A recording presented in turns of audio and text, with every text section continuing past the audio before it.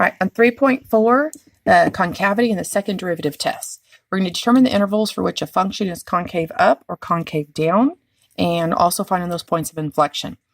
A point of inflection will only occur where a graph changes concavity, not an asymptote though, so it would have to be a number that is in the domain, it changes concavity around it, and then that would become an inflection point. So for concavity, when the second derivative is positive, a graph is concave up. When a second derivative is negative, that's where a graph is concave downward. Determine the open intervals for concavity. So that means we need to get the second derivative. This numerator is a monomial, not just a monomial, but it's just a coefficient. So I actually would rewrite that as 6, and then the quantity of x squared plus 3 to the negative 1. And I did that because now when I go to take its derivative, it's easier to use the chain rule here. So I'm going to take negative 1 times 6, what's inside there, to the negative 2, and then take the derivative of what's inside afterwards. So that's my first derivative. And that would become a negative 12x on the top, x squared plus 3, quantity squared on bottom. So we do have a critical value at x is 0 from the first derivative. That's when we found the increasing and decreasing. For the second derivative, I then did a low d high. So here's the low, the derivative of the numerator, so d high, minus high. Now for d low, it starts from here all the way down to there. That's the 2 times what was inside to the first power, and then times the derivative of what's inside. So we use the chain rule there. And then that was over low squared. Now, way back before our books opened in August, we did talk about how to simplify this. I notice I have an x squared plus 3. I have an x squared plus 3 over here, and an x squared plus 3 in the denominator. So I could factor one of those out of each of these. That would leave me with an x squared plus 3, the negative 12. The negative 12x, the 2, that x squared plus 3 is gone. There's the 2x still. In the denominator, instead of 4 of them, I now have 3 of those. If we finish simplifying the numerator, distribute this negative 12. All of that is going to be one monomial altogether. This numerator, now factor a 36 out. I'm now left with an x squared minus 1, which is now a difference of squares, x minus 1 and x plus 1. So the second derivative is 0 when x is 1 or negative 1. It's never undefined. That denominator right there will never be 0. Now, these are not called critical numbers. I call them like your fake critical numbers. Your critical numbers only come from the first derivative being 0 or undefined. The secondary or fake critical numbers are going to come from the second derivative is equal to 0 or undefined. Notice I did a second derivative number line. Now, this denominator right here is always positive, so I actually do not even need to worry about the denominator. That numerator right there would happen to be a parabola opening upwards with the x-intercepts at negative 1 and 1. So that parabola opening upwards would look something like this. So I'm looking for the values of the second derivative. The second derivative here is positive then. Between negative 1 and 1, the second derivative is negative, and the second derivative here is positive. So what that's going to tell me is the concavity. That means my graph is going to be concave up from negative infinity to negative 1. It'll be concave down from negative 1 to 1, and concave up again from 1 to infinity. So that's the intervals for concavity. If we took a look at, I'm hoping we have a graph on here. Yes, we do. So if we take a look on here, this changes concavity right here. So we call it this x equals negative 1 is an inflection point. The graph is kind of caving upward right here, if you notice. Between x is negative 1 and x is positive 1, the graph is caving downward. From x equals 1 to infinity, it's now kind of caving upward. If you had looked at your first derivative number line, the denominator would have never been 0. This would be y equals negative 12x. So the only critical number I would have had would have been x equals 0. On the left side of that, my first derivative would be positive. Notice the graph is increasing from negative infinity to where x is 0. Then from x equals 0 to positive infinity, my graph is decreasing. And if I plugged in any of those values into the first derivative, the answer would be a negative number. Therefore, that's where the graph was decreasing. So where it changes from increasing to decreasing gives us a maximum or a minimum. When you have concave up and down, if it changes, so it changed here at x is negative 1, and it changed at 1. So I actually have an inflection point. If I plug 1 or negative 1 into the original function, that's my inflection points for my graph.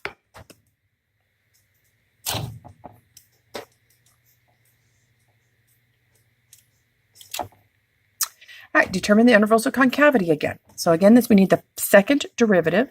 This time for your first derivative, you're going to start with your quotient rule. I have a binomial in the numerator and a binomial in the denominator. So I go ahead and start with, and I also make sure I always look at the domain.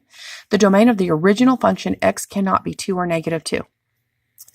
So I already know for my second derivative number line, I need to go ahead and draw dotted lines at negative 2 and 2 because those are not in my domain. Those will not be inflection points. Remember, those are going to be your vertical asymptotes of this original function. So once I did the low d high, so low, the derivative of the numerator, minus high d low over low squared. I don't have any common factors everywhere in terms of the x squared minus 4. So we go ahead and we distribute, combine our like terms, and that's what the numerator becomes. So I would have a critical number at x equals 0. I do not have critical numbers at x equals 2 or negative 2 because those two numbers do not exist in my domain from the original function. So again, critical numbers are when the first derivative is 0 or undefined, but the numbers would have to be in the domain. All right, so my second derivative, from here, I would have to do a low d high again. So there's my low, d high, minus high. All of this was the d low, that was the chain rule. 2 times the binomial to the first times the derivative of what was inside over low squared. Hopefully you're noticing this time that you have an x squared minus 4 factor that we can take out. So when I take that out, because I'm reducing it out from one on the bottom, so that becomes to the third, that squared became to the first power. We then go ahead and distribute right here, figure out what that monomial is to combine like terms. I can factor a 10 out of that. I'm left with 3x squared plus 4. That right there will never equal 0. Since that right there will never equal 0, I don't get a fake critical number. Remember, I call those like the secondary critical numbers or the fake ones. I do not get one. This numerator right here can never equal 0. The denominator is 0 at 2 and negative 2, but remember from the beginning, that was not part of my domain. Those were asymptotes. So this is my only numbers I'm going to have for my number line. Now this numerator is always positive, no matter what number I plug in. Whether I plugged in negative 5 or 0 or 5, the numerator there is always positive. So I really just need to worry about the denominator. Is it positive or negative? So if I was to plug in, let's say, negative 3 right here for this x value, negative 3 squared is 9, minus 4 is 5, 5 to the third would be positive. So that is a positive value. A number between negative 2 and 2, so maybe I'll plug in 0. 0 squared is 0, minus 4 is negative 4, to the third would be a negative value. So in the middle here, it's negative. On the right end, let's say I plugged in positive 3, squared is 9, minus 4 is 5, to the third is positive 125, so the value was positive. This tells me my graph from negative infinity to negative 2 is concave up. From negative 2 to 2, my graph is concave down. And from 2 to infinity, my graph would be concave up.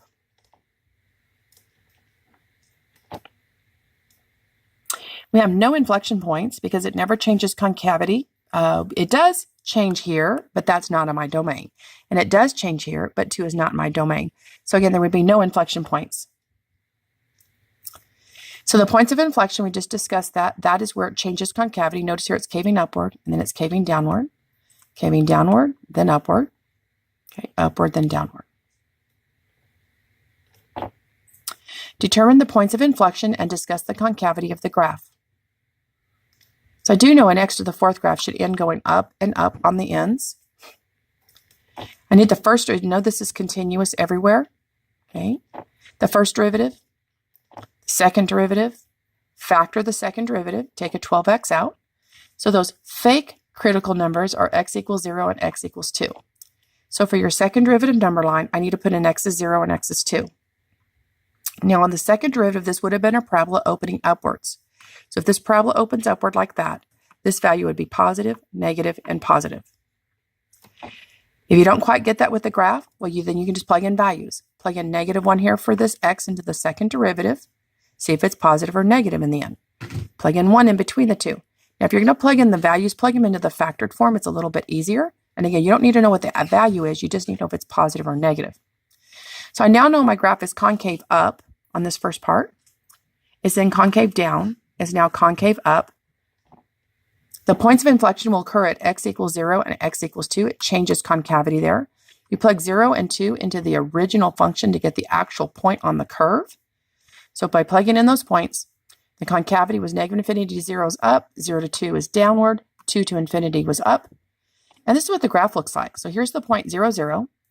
Here was the point 2, negative 16. We said the graph was concave up from negative infinity to 0. So there's concave up. Then it's concave down from x equals 0 to 2. And notice that's concave down. Then it's concave up again from 2 to infinity, and that would be concave up. Notice the end behavior in x to the fourth graph would be ending going up and up. All right, I need to pause the video, and we'll continue to part 2 in just a second.